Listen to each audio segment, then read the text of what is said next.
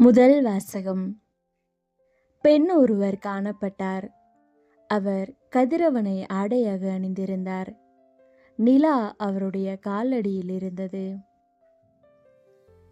திருத்தூதர் யோவான் எழுதிய திருவெளிப்பாட்டிலிருந்த வாசகம் 11வது அதிகாரம் 19வது இறைவசனம், 12வது அதிகாரம் 1-6 முடிய உள்ள இறைவசனங்கள் மற்றும் 10வது இறைவசனம்.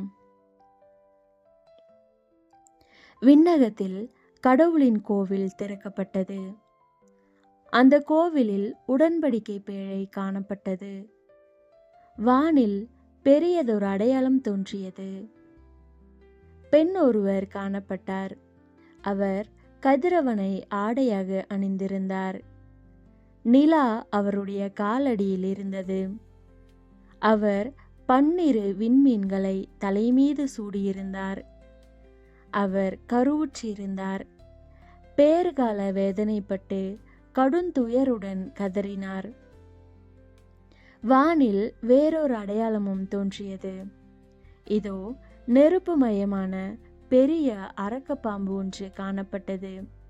அதற்கு 7 தலைகளும் 10 கொம்புகளும் இருந்தன.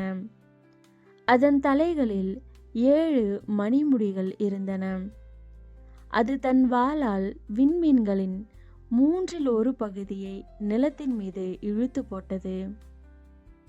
பேறுகால வேதனையில் இருந்த அப்பெண் பிள்ளை பெற்றவுடன் அதை விழுங்கி விடுமாறு அரக்கப்பாம்பு அவர் முன் நின்று கொண்டிருந்தது. எல்லா நாடுகளையும் இருப்புக்கோல் கொண்டு நடத்தவிருந்த ஓர் ஆண் குழந்தையை அவர் பெற்றெடுத்தார். அக்குழந்தையோ கடவுளிடம் அவரது அரியணை இருந்த இடத்துக்கு பறித்து செல்ல பெற்றது. அப்பெண் பாலை நிலத்துக்கு ஓடிப்போனார். அங்கு 1260 நாள் அவரை பேணுமாறு கடவுள் அவருக்கென ஒரு இடத்தை ஏற்பாடு செய்திருந்தார். பின்பு விண்ணகத்தில் ஒலித்த பெரியதொரு குரலை கேட்டேன். அது சொன்னது, இதோ, மீட்பு, வல்லமை, நம் கடவுளின் ஆட்சி, அவருடைய மெசியாவின் அதிகாரமாகிய அனைத்தும் வந்துவிட்டன. ஆண்டவரின் அருள்வாக்கு. கிறிஸ்துவே உமக்கு புகழ். பதிலுரை பாடல். பல்லவி. ஓபீரின் பொன்னணிந்து வலப்புறம் நிற்கின்றாள் பட்டத்து அரசி. அருமை மிகு அரசில மகளிர் உம்மை எதிர்கொள்வர். ஓபீரின் பொன் அணிந்து வடிவாக வலப்புறம் நிற்கின்றாள் பட்டத்து அரசி. பல்லவி. ஓபீரின் பொன் அணிந்து வலப்புறம் நிற்கின்றாள் பட்டத்து அரசி. கேளாய் மகளே, கருத்தாய் காது கொடுத்து கேள். உன் இனத்தாரை மறந்துவிடு, பிறந்தகம் மறந்துவிடு.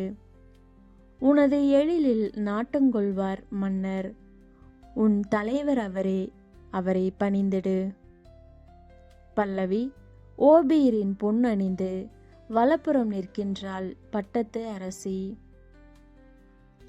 மன்னவரின் மாளிகைக்குள் நுழையும் போது அவர்கள் மகிழ்ச்சியோடும் அக்களிப்போடும் அழைத்து வரப்படுவர்.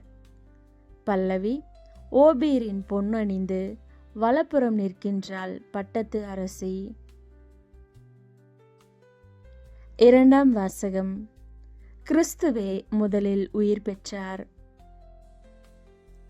திருத்தூதர் பவுல் கொரிந்தியருக்கு எழுதிய முதல் திருமுகத்திலிருந்து வாசகம். 15வது அதிகாரம் 20-26 முடிய உள்ள இறைவார்த்தைகள். சகோதரர் சகோதரிகளே, இறந்த கிறிஸ்து உயிருடன் எழுப்பப்பட்டார்.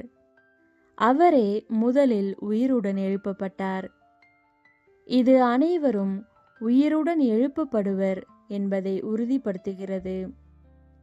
ஒரு மனிதர் வழியாக சாவு வந்தது போல ஒரு மனிதர் வழியாகவே இறந்தோர் உயிர் தெழுகின்றனர். ஆதாமை முன்னிட்டு அனைவரும் சாவுக்குள்ளானது போல கிறிஸ்துவை முன்னிட்டு அனைவரும் உயிர் பெறுவர். ஒவ்வொருவரும் அவரவர் முறை வரும்போது உயிர் பெறுவர். கிறிஸ்துவே முதலில் உயிர் பெற்றார். அடுத்து கிறிஸ்துவின் வருகையின் போது அவரை சார்ந்தோர் உயிர் பெறுவர். அதன் பின்னர் முடிவு வரும். அப்போது கிறிஸ்து ஆட்சியாளர், அதிகாரம் செலுத்துவோர், வலிமையுடையோர் ஆகிய அனைவரையும் அழித்துவிட்டு தந்தையாகிய கடவுளிடம் ஆட்சியை ஒப்படைப்பார். எல்லா பகைவரையும் அடிபணிய வைக்கும் வரை அவர் ஆட்சி செய்தாக வேண்டும்.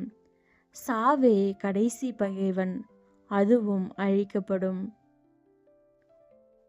ஆண்டவரின் அருள்வாக்கு. கிறிஸ்துவே உமக்கு புகழ்.